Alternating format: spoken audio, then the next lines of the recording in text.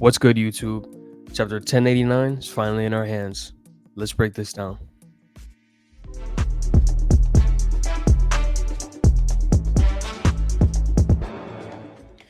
All right, so at the end of chapter 1088, we know that Garp, we don't know if he's alive, we don't know if he's dead, so who knows as of right now. So, with that being said, we see that the news is now going all around the world, and we start off going straight back to the beginning Fuchsia Village. So, everyone's talking, you hear about Garp, and then we go back to the mayor, the OG, talking about, nah, we don't need to worry about him, that's Garp. And I believe him. I don't think Garp is dead. To kill Garp is such a significant thing to do that I don't think Oda would do it that way, at least. If Garp were to die, it would be in front of Luffy or it would be in front of Dragon. I don't think he would just do it as a side thing as the arc is happening. I don't think so. Let's keep going though.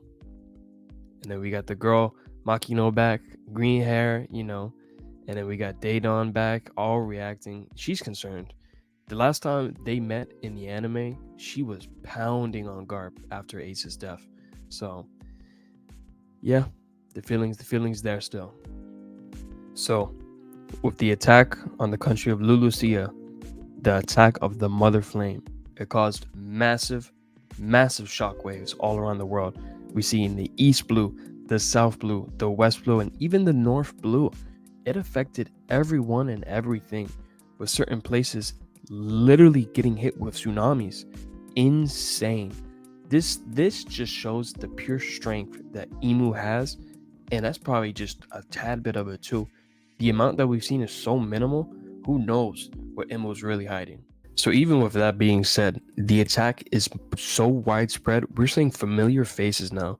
Laboon still at the Grand Line, wondering what's going on. Iceberg at Water 7 saying, "What the hell?" I don't blame him. I'd be super confused too if I'm just chilling, having a good day, and then everything starts shaking up.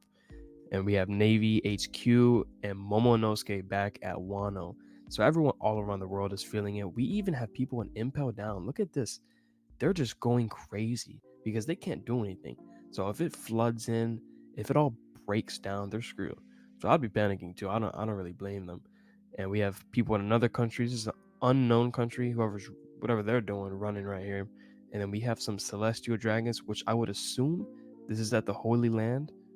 Just an assumption, but it's big enough to affect even all the way up there. So you're talking up, down, left, right, everyone's getting affected, which is insane. Emu had to pull up to see what really happened at the country. So we see right here, nothing left. Legitimately, nothing left of the country, not even a speck of dirt. Like, that's wraps. Like, let me zoom out right here. I don't know why it's not letting me zoom out. But yeah, it's one big waterfall. This looks super familiar, but let me finish talking about this though. Not a trace left, just one big waterfall.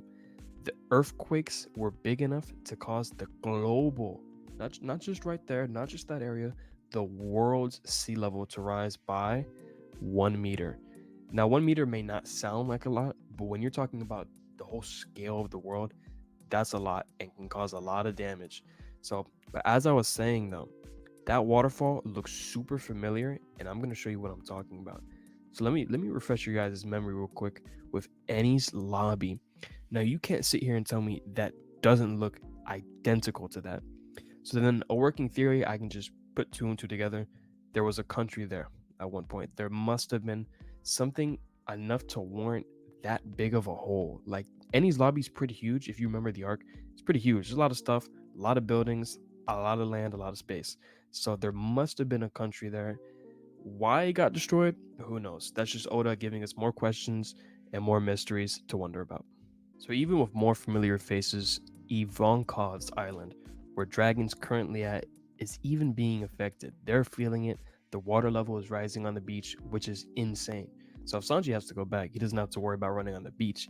He has to worry about running on land. And we even have another island here gone. Essentially gone. I mean, you still got part of the land still coming up, some of the trees, but they're all just escaping. People are losing their homes, people are dying, and we know for sure that's definitely not the only island that's completely sunken in. So the impact of this attack is a little bit more massive than we really realize. Even Fuchsia Island, look at this. They're saying high tide is happening earlier. So the sea level is rising even there. Is Fuchsia Island in danger? Who knows? I really hope not, but this is the last time we see Fuchsia Island in the chat. Oh no, I keep saying Fuchsia Island, Fuchsia Village. This is the last time we see the village in the chapter. So hopefully it works out for them. Hopefully nothing bad happens, because if it does, Luffy's gonna be angry, boy. So we'll see. All right, so after all this time, we're finally back at Egghead. All these chapters have passed. It's been all focused on Garp and Kobe, but now we're finally back to the real. I mean, not that it's not real, but we're back to the real storyline of the arc with a better version, essentially a better version of the Buster Call. We have how many warships? Let me scroll down a tiny bit. 20, not warships, 20 great warships with a total of 30,000 Marines. This really does put the Buster Call to shame.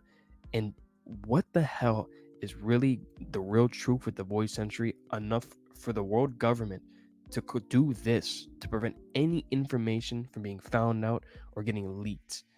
It must be something crazy. So this page is pretty significant. Potentially, what we have right here are some of the matchups that the Straw Hat crew will have to face. Just this page right here has 9 vice admirals. After about 2 more pages, I'm going to show some potential matchups just to show you why I think this might be the final matchups. So now we already knew this, but now Kizaru is about to be on the scene. He's here, he's getting ready, ironically enough, eating soba. But let's check this out right here. We get something really unique and something that caught me off guard, a flashback of Kizaru and Vegapunk. So my prediction for what's really going on in this panel is obviously Kizaru is really young. So I think he just got his devil fruit right here and he's just trying it out. And Vegapunk is essentially teaching him how to utilize his devil fruit and how to get stronger from that point going forward. Which, if that's true, it definitely worked because he's an admiral now. And so she can't believe that Kizaru is willing to kill Vegapunk. So obviously something must have happened in the past to make them connect. I'm really curious as to who, how, when, why that's even a thing. So Kizaru said it himself. It's not my fault that he was trying to go for the Void Century. He was trying to research the Void Century and find out the truth about the world. So Kizaru is just doing his job. He has to do what he has to do. So going back to what I said before, is this really going to be an Elder versus Luffy for the final matchups, and then Zoro versus Kizaru and Admiral? Who knows? But let's take a look at this panel real quick. So Saturn's there. He's trying to be low key. Nobody really knows he's there. Kizaru doesn't even know that he's there. I'm pretty sure Saturn's only here in case stuff goes downhill. The way if he has to, he'll make a move and intervene. So Saturn is essentially just asking, what's the situation? Because at this point in time, everything that's transpired in Egghead, they don't really know. It's all happened in that confined space and it's all just there. So they're very limited on the knowledge they have. So once they pull up, whatever's going on, they got to figure it out and adapt to. So I want to show you guys something. When I finished reading this chapter myself, I went on Twitter just for fun and I saw this post and I thought, man, this makes a lot of sense. So shout out to Unknown Dud on Twitter. I saw this for his prediction matchups and I'm like, damn, this makes a lot of sense. So just look at the first two right here. Saturn versus Luffy, Kizaru versus Zoro, and then you have the rest of the admirals that I showed before all matched up against the crew. Man, this could be a crazy matchup. This is essentially like a Yonko pirate crew right here. Saturn being the captain, vice captain, boom, boom, bang. Like this could be one crazy hell of an arc, one crazy ending at that. So now we got Saturn asking some real questions, asking where have the researchers of Egghead gone? And at this point in time, they've escaped. Essentially, they've escaped. They're on ships, but the Navy has their whereabouts right now. So Saturn gives the order, find them right now and sink them. Whatever happened in the Void Century, they're not taking any chances and they're just destroying left and right as they can. And they even bring up one of the worst generation, Jewelry Bonnie, saying, what do we do about her? She's around, she's still here. And then Saturn says, oh, she's just a young girl, ignore her. What is she gonna do? And of course, I think that's really gonna bite him in the butt. From the Holy Land of Maria Joyce, we got a very important phone call going on right here. So we see we got the but up going on. answering the phone call. We got Kizaru, who has a black transponders now, so he's gonna join in on the call. Why wouldn't he? And so we got here the room themselves. So it's York on the other line who's the one calling them. And it's not the five elders right now, obviously. It's the four elders that are currently there. So they answer the phone. They're all listening. Oh, it's you. And then York is pissed, saying, "What are you guys trying to do? You guys trying to kill me?" Because York knows that whole armada is on the way and is damn near outside already. So the five elders, well, I keep saying five, but the four elders are still a little bit wary of her loyalty to them and it being against Vegapunk still. So York makes it very clear, I went out of my way to tell you about Stella's betrayal. If I was really if I was really interested in the Void Century, why would I be blabbing on about this, especially to you guys? And so it's even to them, that logic made complete sense, which it does. Why would you go around telling, especially them, something like that if you weren't interested in it? So you got one of the elders asking, what's going on? What's the case with CP0 right now? What's the case with the Straw Hats? And then York essentially says, make a wild guess. Clearly, I'm alive, right? I have control of the Seraphim, and I'm good. So with these last two pages, this is some really important stuff. So we're gonna go panel by panel on this one. So, anyways, what's with the fleet that you got buzzing around the island? Are you trying to really wage a war against little old me? As a matter of fact, York, we've had a change of heart on that matter. Am I right in thinking that you are capable of replicating the Mother Flame alone? And don't forget, I mentioned this earlier. The Mother Flame is that attack that Imo did on Lulucia. So think about that statement right there. If York, one of Vegapunk's creations, is capable of that, that is, to me, that is mind blowing because that kind of power is no joke. I think that's almost ancient weapon level, if not on par. Like to destroy a whole country, not a singular trace left, as well as affecting the whole globe, countries on countries, insane, insane. So let's keep going. Oh, well, you look at that. So you do want something from me. I'm glad that I sent it. Indeed, this is a special request that we're acting on. A special request from whom?